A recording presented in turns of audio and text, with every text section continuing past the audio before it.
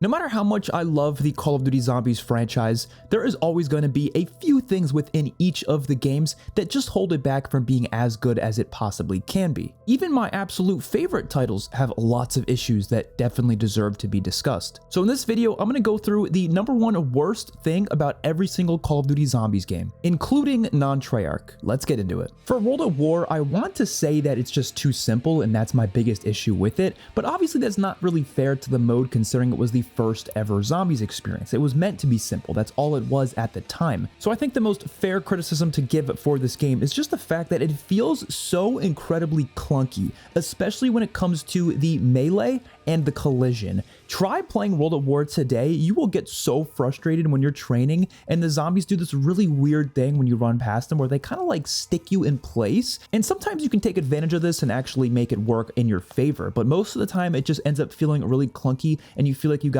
really unfair downs. And although I do prefer most of the World at War maps over their remakes, sometimes I prefer to play the remakes from Black Ops 1 or Zombies Chronicles just because of how bad the game feels. Before we get into the rest of the video, I'd like to show off these really cool Call of Duty Zombies themed KontrolFreek thumbsticks that will help your accuracy in Call of Duty, but are also just incredibly comfortable and look amazing. And they even come with a Speed Cola and Deadshot Daiquiri perk can, which is so cool. The Speed Cola edition will also give you a digital code for an in-game cosmetic weapon charm in Black Ops 6 Zombies. Use code XpertFusion at the link in the description for 12% off on this and any other KontrolFreek products. Now let's get back to the video. Black Ops 1 definitely has similar issues to World at War where the game does feel a bit too simple overall, and I'm not a big fan of the Easter eggs, but at the end of the day, it was also the first game to have full-on main Easter eggs, so again, it's really hard to criticize the game too heavily for that. So the one thing I thought of that I think is the worst thing about this game is just the fact that there's way too many bosses in this game that are really annoying to deal with. I don't think they're all bad though. I love George Romero from Call of the Dead. He is one of my favorite special enemies of all time. I think the monkeys on Shangri-La are really cool. The napalm zombie on Shangri-La is really cool. There's definitely some cool ones in the game, but then you have the monkeys on Ascension, which in my opinion aren't that fun to deal with. I don't think they're the worst things ever. I've actually warmed up to them a little bit once I've learned certain strategies to take them out more effectively, but they can be kind of frustrating when they're just taking away your perks, especially when you have more than 5 perks, and it's like, how do you possibly defend all of those perks on solo? There's really not a great way to do it. Yes, you can go around and activate all the traps, but even then, most of the time, you're just going to fail and you're going to lose your perks. And that's really frustrating and annoying. I don't mind the fact that they can actually be a challenge, but I just don't like the fact that the challenge is based around taking away your perks. Then there's the Nova Crawlers on Kino, 5, and Moon, and I'm just not a big fan of Nova Crawlers, really never have been. They're not the worst things ever, but just not really a huge fan of how they work in the game, especially because of how often they spawn in and the little cloud of Nova 6 gas that comes out of them. They're kind of frustrating. Then there's the Astronauts on Moon that also suck because they can take away your perks. Like, I just don't enjoy special enemies like that. And they're also really quiet, and out of nowhere you can run into them when you're just running through the map, and I just don't find that to be that fun to deal with. The Pentagon Thief I kind of like. That's one that I've used to hate, but I've actually warmed up to a bit over the years, but I still don't absolutely love the Pentagon Thief. I just think in general, some of these special enemies could have been better designed. I like the fact that a lot of them are challenging, but I think there was definitely better ways to make them challenging, and I feel like Black Ops 2 did that a little bit better, except for the denizens, of course. For Black Ops 2, I'm going to go with the fact that the main Easter eggs just weren't that good. Now, of course, it's hard to judge the game too harshly for this because obviously main Easter eggs were a pretty new thing at the time. Black Ops 1 did them, but Black Ops 2 didn't really see the full potential of it just yet. I think it took until maybe Origins and then, of course, into Black Ops 3 until they actually realized how great main Easter eggs can be and how important they can be to the experience. But they didn't really do that great of a job with it in Black Ops 2 whatsoever. It was very inconsistent, and I would argue the only good main Easter egg in Black Ops 2 is Origins. Buried, I think, is close to being a solid Easter egg. The problem is you have to do it with 4 players. Of course, you can use mods on PC and be able to do it solo, but you don't really get the true experience of the Easter egg when you're using mods like that, because obviously it allows you to skip certain steps and you're not really doing the steps the way they were intended to be done. Obviously, Transit and Die Rise have awful Easter eggs. There's really no defending those Easter eggs. They're just terrible, even worse than the Black Ops 1 Easter eggs. And Mob of the Dead isn't really much of an Easter egg. Like, story-wise, it's great, but the Easter egg is literally just going back and forth from the Golden Gate Bridge back to Alcatraz Island a couple times, and then you do this little 1v1 or 1v3 boss fight thing at the end. It's a decent Easter egg, but it's nothing special, and it really is the weakest part of this game. And I really felt like Mob of the Dead, Buried, and Origins, they were becoming these really huge experiences. Everything was becoming so much more cinematic, so you really thought that the Easter eggs were going to get to that point as well, but they just didn't reach that point until Black Ops 3. So every time I go back to Black Ops 2, I want to have a solid Easter egg experience, but I just don't feel like any of them really hold up in that regard except for Origins. But even Origins isn't even close to being one of the best Easter eggs ever. It's good, but it's just not up there with the best. For Advanced Warfare's Exo Zombies, there's quite a lot of things I could say for what's the worst thing about this mode. Obviously, the mechanics as a whole aren't very good. There's a lot of terrible mechanics. I hate the Pack-a-Punch mechanic in this game.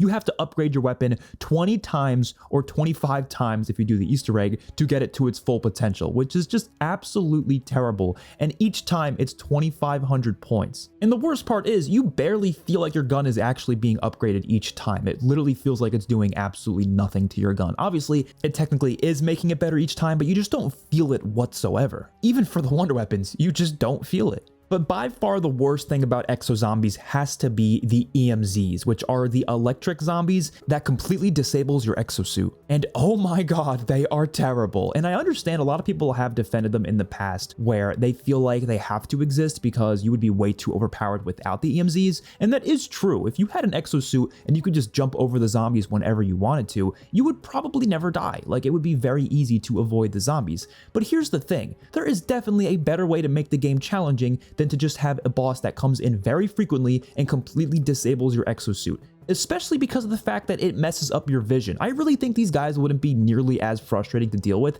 if it didn't mess up your vision, but it completely messes up your entire HUD. Everything is hard to see, and it makes the game look kind of ugly majority of the time that you're playing, because it's not like the EMZs come every now and then. No, they come every single round after a certain point, and they are just everywhere. So I definitely feel like there was a way for them to make this boss work and for it to actually be an interesting challenge, but they just did not execute that whatsoever. For Black Ops 3, this is actually going to be quite a hot take because obviously Black Ops 3 is my favorite zombies mode of all time. I think it's absolutely amazing, but my number one worst thing about this game, and this was something I felt all the way back when it first came out, and I still feel it to this day, and that is the Gobblegums, and specifically the exploit on the Gobblegums, the fact that you can get an unlimited amount of them just by dashboarding, and you just end up saving all the Gobblegums you used in a specific match. And of course, you can just not use Gobblegums. I completely understand that, and that's how I felt before this dashboard issue. But the issue is when everyone is able to have an unlimited amount of these overpowered cheat codes, basically, it makes the game overall have this reputation as being a really easy game, to the point where when people talk about Black Ops 3,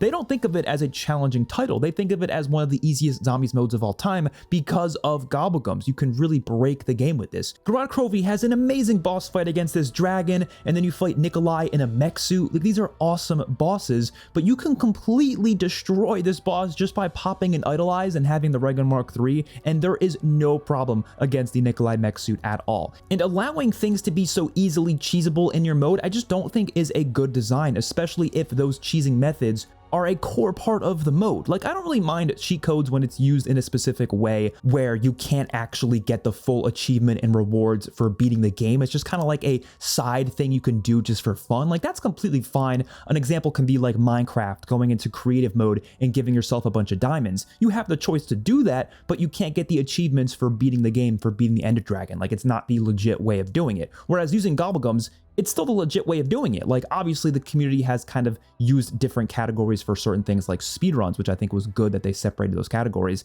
But at the end of the day, when it comes to just beating the Easter egg itself, like, you can beat it with a bunch of Gobblegums, without, it's the same thing. And I think having these cheat codes that are unlimited is just not a great way to design your game. And going back to the conversation of why don't you just not use Gobblegums, the issue is that there's some mechanics that only exist within Gobblegums, and they just don't let you do that without using them. For example, getting more than 4 perks on a couple of the maps. A few of the maps do allow you to do that. Zespano Shima was pretty cool because they did let you get more than 4 perks through the fruit plants, so you can actually get free perks out of that. There was also the extra perk slot you can get from one of the challenge trials, so that was cool. But with Shadows of Evil and Der Eisendrache, if you don't do the full main quest and you don't use Gobblegums, you cannot get more than 4 perks in any way whatsoever, which was kind of stupid because go back to Black Ops 2, majority of those maps did have ways of getting more than 4 perks without even having to do the full main Easter egg. They also gave us PhD Flopper as a Gobblegum instead of giving it to us as a perk, which was definitely a smack in the face to most fans who really wanted to see PhD Flopper return. Overall, I wouldn't hate the system nearly as much if it worked as intended and you couldn't get an unlimited amount of them, because then it would be just like any other game with a consumable system where, yeah, some people are going to use them here or there, but because you don't have an unlimited amount of them, you're not going to keep using them every single game. For Infinite Warfare Zombies, there's genuinely not many things I dislike about this mode. It is one of my favorite zombies modes of all time, but I think the zombie collision can be very clunky sometimes. It really just depends. I personally haven't experienced it nearly as much as I feel like others have, but especially watching some gameplay of people on like PC and such, they have some really terrible downs that just look so stupid. It's like, how do they possibly get killed by the zombies in that instance? Sometimes you won't even get red screened by the zombies. They'll just kill you and you just instantly die and you don't even see a single speck of red on your screen. So it's a little bit clunky with the collision, and it was Infinity Ward's first time doing zombies, so I guess it's understandable why there were so many issues with it, but I definitely wish they could have ironed that out and they could have made the game a little bit cleaner when it comes to the zombie collision. I used to have way bigger issues with World War II zombies a few years ago, but over the past couple years I've been really coming around to it to the point where I don't really have nearly as many problems with this game as I once did. But my biggest issue has to be the lack of original music on each map, and this is something that most people probably do not care about, but I think music plays a huge role with the zombies maps, especially ever since Black Ops 2 and then obviously into Black Ops 3 and Black Ops 4, and nowadays one of the most exciting things of a new map release is to get to hear the full soundtrack, and unfortunately World War II Zombies just didn't do much with its music. Most of the maps were just reusing music from the campaign, and each map had very similar soundtracks to the last map. There was never really like a completely unique piece of music that was thrown in there. Sometimes there might have been like little things here or there, but nothing significant enough to really make the maps feel different enough. And that was a huge problem. And Cameron Dayton, who was the lead developer for World War II Zombies, actually came out and said that they deliberately wanted each of these maps to feel as similar as possible because he wanted the maps to feel almost like chapters of a book. We've got some criticism for a similarity between the maps, and that was a deliberate choice. Is we want these to have that same feel. These are chapters in the same book. Which is likely why they've decided to reuse the soundtrack for each of the maps. Now, I do think each of the maps actually did a decent job of feeling unique in other places. Like the gameplay definitely felt quite different. There was a lot of unique features on each of the maps, a lot of unique weapons. But when it comes to the overall soundtrack, they did feel a little bit too similar to each other. And I really do think these maps could have been so much better if they actually did have unique soundtracks, especially for the boss fights. There are some really fun boss fights in this game, but they just reuse music from the campaign for them. But how amazing would they have been if they found a way to do completely original soundtracks for those boss fights? It also could have been a development thing. Maybe they didn't have enough time to do unique soundtracks for the boss fights or for the maps in general, but regardless, it's definitely the worst thing about World War II Zombies. BO4 Zombies is such a frustrating game because I love so much about it. I think it's genuinely one of the best zombies experiences out there, but there's also a lot of bad things about it, specifically with the core mechanics. I don't like the point system in the game. I don't like the HUD. I don't like the fact that you have to throw the gun into the Pack-a-Punch machine 5+ times to get it fully upgraded. I don't like how the elixirs take up the entire D-pad selection, so they had to move the shield to one of the bumper spots on your controller, which meant you could only have one equipment instead of like before where we had lethals and tacticals, which made it so if you get the Hell's Retriever, like on Blood of the Dead, or the Homunculus, or the Monkey Bomb, it replaces your main grenade. So many decisions that they made with this game that were just so terrible. And again, despite all of this, I still love this game. But by far the worst thing about Black Ops 4 Zombies is the perk system. And it's probably not for the exact same reasons that most people use.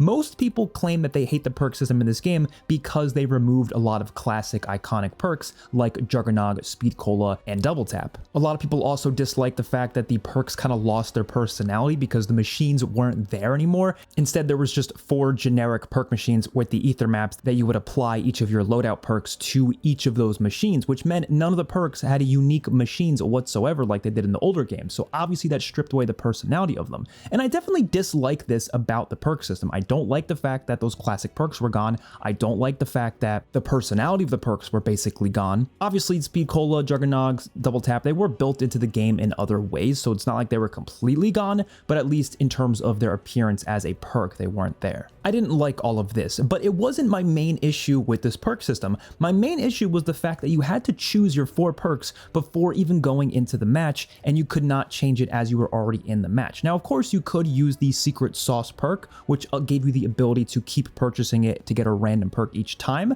but that's not a very reliable mechanic considering you can't like decide what perk you're going to get, obviously, so you can be literally buying Secret Sauce like 20 times before you finally get the perk that you want. There was also like 17 plus perks in the game, and you had a 4 perk limit. Of course, you could get a few extra either with using elixirs or with a couple different side quests on the maps, but there wasn't nearly enough to make up for the fact that there are so many perks in this game that basically never got used. I did have an idea that I came up with a while ago that I think would have completely fixed this system for me, at least this major issue with it, and it would be just simply giving us a Wonder Fizz machine on every single map, just like the Black Ops 2 or 3 Wonder Fizz machine, and allow players to get up to 8 perks instead of just 4. Now, of course, you can still get more than 8 through side quests or using certain elixirs, but this would be 8 perks that you can purchase within the match itself. 4 of them would still be your loadout perks, just like what Black Ops 4 had. Those perks are guaranteed to you. They will appear on those specific machines on the map. You can just go up to them, buy them, you're good to go. But you can get an extra 4 perks specifically through that Wonder Fizz machine that is on every single map in that game. And because it's the OG Wonder Fizz machine where you can't choose what perk comes up next, you would have to keep spinning it to eventually get the extra perks that you want. So you would still have an interesting decision to make with your loadout perks where you still have to choose specifically what perks you want, but those extra 4 perks are really just for fun. You know, you might hit the Wonder Fizz machine a couple times and just take what you get and just deal with it, or you might keep hitting it if you really want to try to get one specific extra perk. Maybe you could do that. But that would be interesting. That would create more things to do on each of the maps, and I think would definitely make this perk system 10 times better. The reason I hated this system is because you basically had to decide what type of playstyle you want to do before even going into the match. But that's not how Zombies works. It's really never how Zombies has worked. There are plenty of random features on the maps. For example, the mystery box. You're not guaranteed a specific weapon. So for example, let's say you go into a game of Black Ops 4 Zombies and you do not have PhD slider on your perk loadout, but then you eventually get the Helion Salvo from the mystery box. You might think to yourself, oh, that'd be kind of fun to use the Helion Salvo this game, but because I didn't bring in PhD slider, I don't really want to use it anymore, and it kind of just ruins the fun you could have had with the Helion Salvo. And then you're thinking to yourself, well, damn, I should have brought in that perk, but you have no way of getting that perk now because you didn't bring it into your loadout, unless of course you bring in elixirs and you get lucky with those, or you get lucky through the side quests, but usually it doesn't happen. So that's just not a fun system, and I really do think my idea would help a lot. But of course, I much prefer perks having their own personality completely in their own machines, and so I'm glad we never went back to a system like this again, although I do kind of like some aspects of it, like the modifiers were kind of fun, and the fact that there was like 17 plus perks in this game is absolutely insane. Getting into Black Ops Cold War Zombies, there's definitely a lot of things I dislike about this mode. It's definitely one of the most overrated Zombies modes in my opinion. I'm glad a lot of people enjoy it. I'm glad a lot of people had fun with it. I did have fun with it as well, but I think over the years it's just aged so poorly. Every time I look back on it, I just have mostly negative thoughts on it. But I think by far my biggest issue with Zombies in general since Cold War has been the point system. I really dislike this change. And of course, Black Ops 4 did make this change first,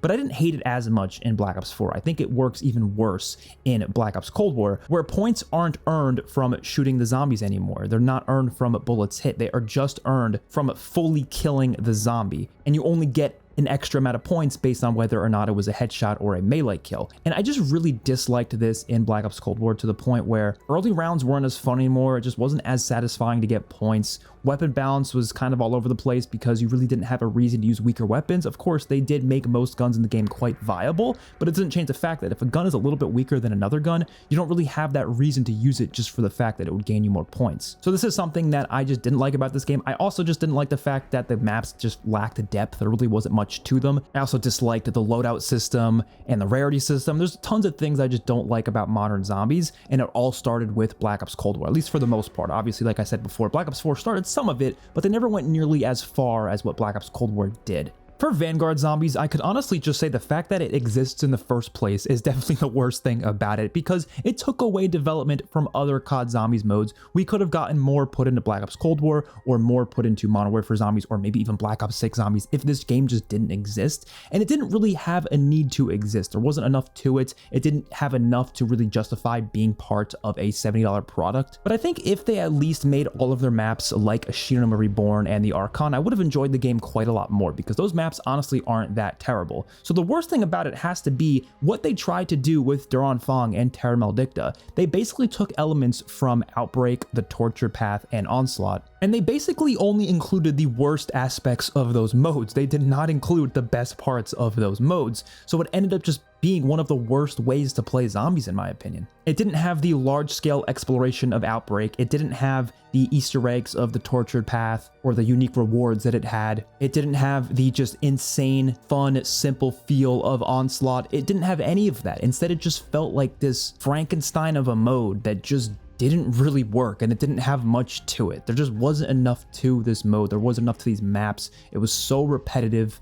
And for that, I hate these maps. I think Duran Fong and Terra Maldicta are the worst two experiences you will ever have in zombies. Modern Warfare Zombies was a unique experiment that I really wish wasn't a full game. I think this would have worked better if it was free to play or was like a separate mode within a game that already had round-based maps in it. But the worst thing about how this mode played overall was just the fact that there was a time limit. I just don't think time limits work well in zombies. And obviously with the way this mode was designed, it makes sense why they had a time limit. Obviously, the fact that it was only online, you had to play with other players. And the whole point of the mode is that you're supposed to go in and loot stuff and then extract. It wouldn't really make sense to have it be unlimited time, but they should have just designed the mode differently so it would work properly to play infinitely. I don't like the fact that you have to leave after a specific amount of time, because it makes it feel like you have to be in a rush every single time you play. And I like speedrunning here and there in round-based zombies. I think that could be kind of fun. But when it comes to this open world experience, I want to explore. I want to look around. I want to take my time doing the objectives and doing all the different challenges in the game,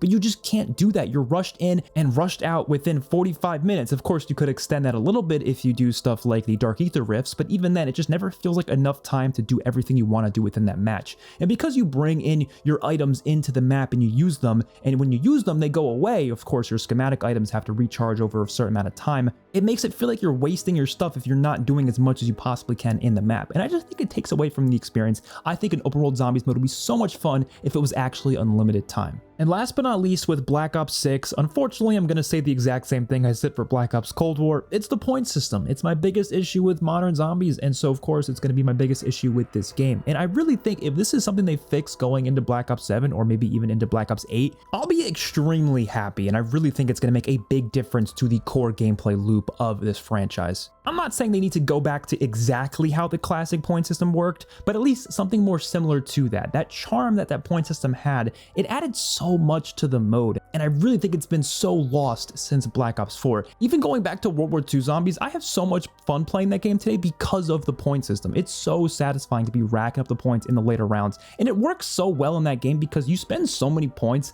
by rebuying armor so frequently to the point where even on the later rounds, you don't have a ton of points. So I always hear these arguments of people like, oh, well, you can't have the old point system because you'd have way too many points. It's like, that never really happens though, especially if you balance out the game properly. You will have some money problems even with the classic point system. It's just more fun to rack up points when you have a weapon that can actually get points before fully killing the zombie. I just think it worked better, and I would love to see something similar to that return. Of course, they just need to balance the game properly around it so they don't make it too broken of a system, so you can't just farm like unlimited points off of zombies. All in all, that's going to do it for this video. Hopefully you guys enjoyed. Let me know your thoughts in the comment section down below, and let me know what you think is the worst thing about every single Call of Duty Zombies game. Don't forget to like the video and subscribe to the channel. Peace out, everyone.